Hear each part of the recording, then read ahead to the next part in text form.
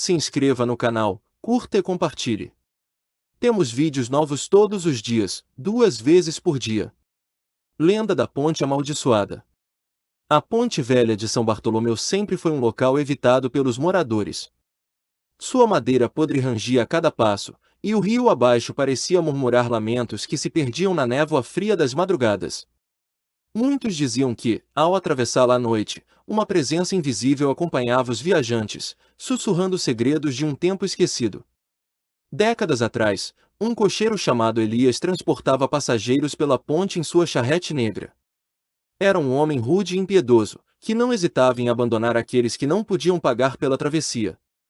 Em uma noite tempestuosa, uma mulher misteriosa subiu na charrete e pediu passagem, prometendo pagar ao final da viagem.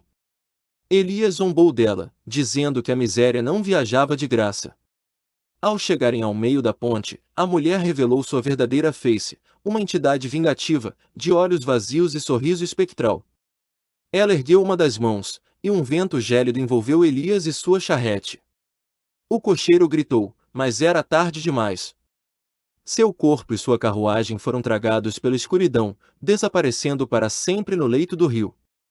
Desde então, aqueles que ousam cruzar a ponte à noite relatam ouvir o trotar de cavalos invisíveis e o render das rodas de uma charrete que nunca chega.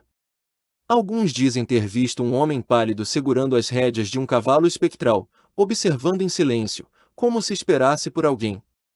Os moradores de São Bartolomeu evitam pronunciar o nome de Elias. Dizem que aqueles que falam sobre ele durante a travessia atraem sua ira e desaparecem sem deixar vestígios. Mas sempre há aqueles que desafiam a lenda. E quase nunca voltam para contar a história. Em uma noite sem lua, um grupo de jovens decidiu testar a lenda.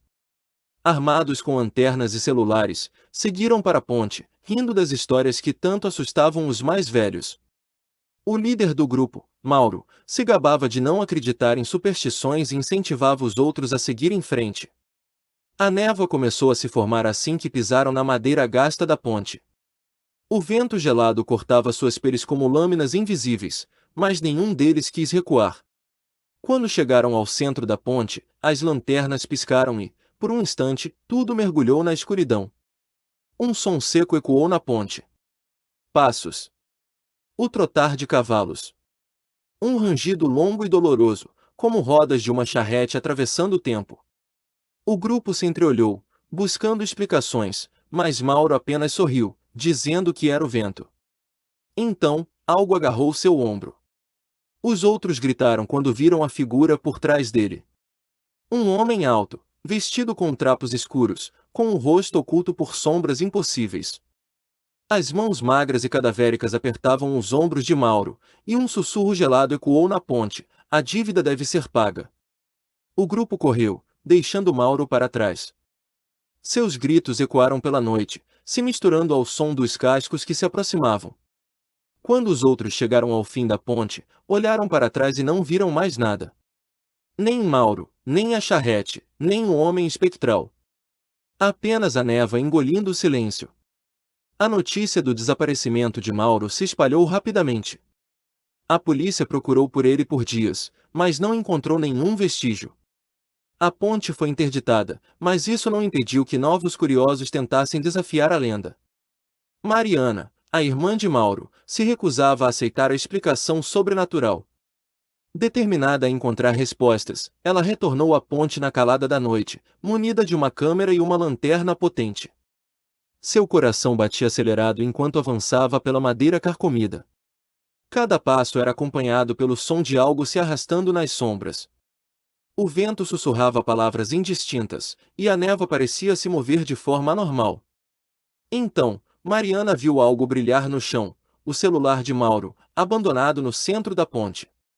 Quando se abaixou para pegá-lo, ouviu o trotar de cavalos. Virou-se lentamente e viu a figura encapuzada surgir da escuridão.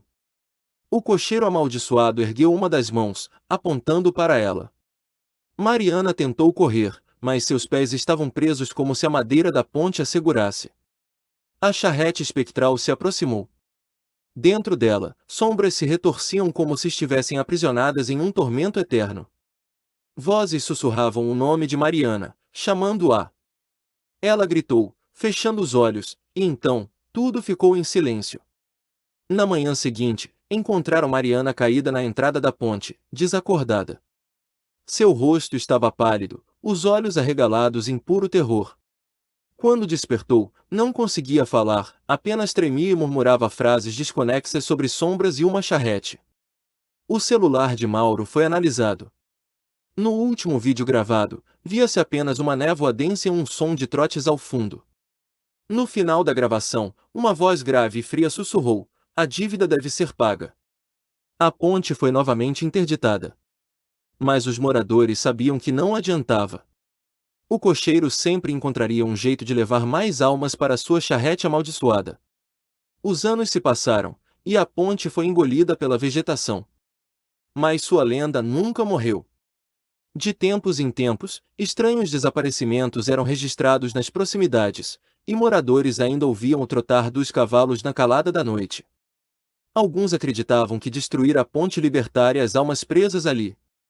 Outros diziam que isso apenas despertaria a fúria do cocheiro, espalhando sua maldição por toda a cidade. O medo era grande demais para que alguém tentasse. Em noites de neblina, viajantes desavisados afirmam ver uma charrete parada no meio da estrada, com um homem pálido segurando as rédeas. Ele não fala. Apenas observa. E aqueles que cruzam seu caminho, jamais são vistos novamente. Dizem que a única forma de evitar seu destino é nunca atravessar a ponte depois do anoitecer.